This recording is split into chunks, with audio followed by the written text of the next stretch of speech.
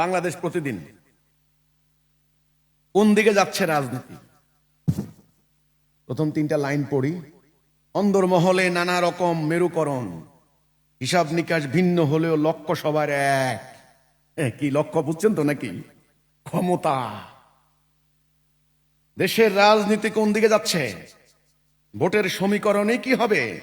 নির্বাচনী মাঠে নিজ নিজ সুবিধা নিশ্চিত করতে কে কাকে পাশে টানবে, কে কার সঙ্গে জোট বাঁধবে, এই নিয়ে রাজনীতির অন্দরে চলছে নানান মেরুকরণ। হিসাব নিকাশ ভিন্ন হলেও সবার লক্ষ্য এক এবং অভিন্ন। সবার উদ্দেশ্যই ক্ষমতা ভাগাভাগির, দর কষাকষিতে ভোটের আগে নিজেদের শক্তিশালী অবস্থান। শিগগিরই পর্দার অন্তরালে ঘটতে যাচ্ছে অনেক কিছুই, যার তৎপরতা ইতিমধ্যেই শুরু হয়েছে। এখন তো বুঝছেন এদের রাজনীতির উদ্দেশ্য কি? এদের রাজনীতির উদ্দেশ্য কি? ক্ষমতা। ক্ষমতা জায়গায় কি করবে? ওরা আল্লাহর বিধান প্রতিষ্ঠা করবে? ইসলামী দলগুলা পর্যন্ত পরিষ্কার করে বলতে পারে নাই, ইসলামী রাষ্ট্র ব্যবস্থার রূপরেখা তারা দিতে পারে নাই। পারছে? এই ক্ষমতার প্রতিযোগিতা কি এ পর্যন্ত আমরা দেখি নাই? দেখেছি। আমাদেরকে ধ্বংস করার জন্য আর কি বাকি আছে? আরো অর্থ পাচার কি করবেন? আর তো কিছু নাই। লুটপাট করতে করতে এখন আমরা কঙ্কালসার হয়ে গেছি। জাতির মধ্যে রক্তশূন্যতা দেখা দিয়েছে। $105 বিলিয়ন আমরা এখন ঋণী। আমাদের জাতি এখন অস্তিত্বের সম্মুখীন, অস্তিত্ব হুমকির মুখে। এখন আমরা বলেছি এই স্বার্থের রাজনীতি, হানাহানির রাজনীতি বন্ধ করতে হবে। তার বিকল্প হিসেবে আমরা বলেছি আল্লাহর দেওয়া জীবন ব্যবস্থা রাষ্ট্রীয় জাতীয় জীবনে প্রতিষ্ঠা করতে হবে। এই ছাড়া কোনো পথ নাই। এখন আপনি কি মনে করেন আমাদের এই কথা তারা নেবে? তারা কি নেবে? নেবে না, নেবে না। তখন আপনি কি করবেন? এই জন্য যারা মোমেনরা আছেন, আপনারা পেটে পাথর বেঁধে, মাথায় গামছা বেঁধে, কোমরে গামছা বেঁধে আপনার নামতে হবে ময়দানে। আপনারা নামবেন, নামবেন, আপনারা ময়দানে নামেন, ময়দানে নামেন, নেমে বলেন যে হে জাতি, হে বাঙালি জাতি, তোমরা মারাত্মক হুমকির মধ্যে পড়েছ। এই যারা রাজনীতি করে তারা তোমাদের মুক্তি দিতে পারবে না। তারা নতুন নতুন বন্দোবস্ত করে, নিজেদের কোনো বন্দোবস্তের খবর নাই। তারা পারবে না। তোমরা এই ব্যবস্থা থেকে বেরিয়ে আসো। তোমরা বলো আল্লাহর হুকুম ছাড়া কারো হুকুম মানব না। আল্লাহর দেওয়া জীবন ব্যবস্থা চলে এসেছে, আল্লাহর দেওয়া গাইডলাইন চলে এসেছে, আল্লাহর মনোনীত ইমাম চলে এসেছেন, তিনি তোমাদেরকে ডাক দিচ্ছেন। এই কথাটা বলার জন্য কি আপনারা মাঠে ময়দানে নামবেন?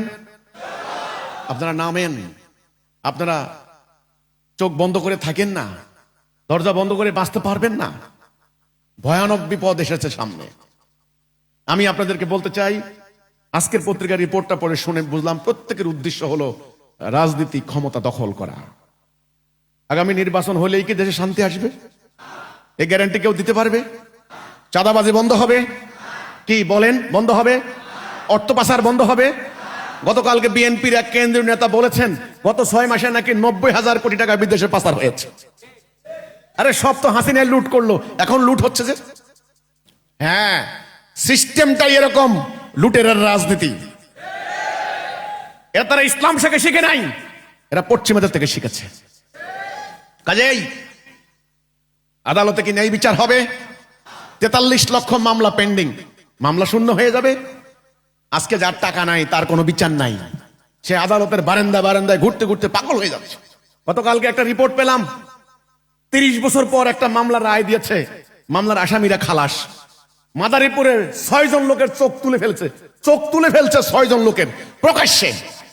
30 বছর পরে মামলা খালাস। আসামিদের মধ্যে 10 জন মারা গেছে বাদী সুদ্ধা। এই হচ্ছে মামলা, এই হচ্ছে মামলা। 1 ডিসিম জমির জন্য মামলা করেন, আপনাকে ফকির বানিয়ে দিবে। এই বিচার ব্যবস্থা, এই জুডিশিয়ারি সিস্টেম মুখের কথায় বন্ধ হবে?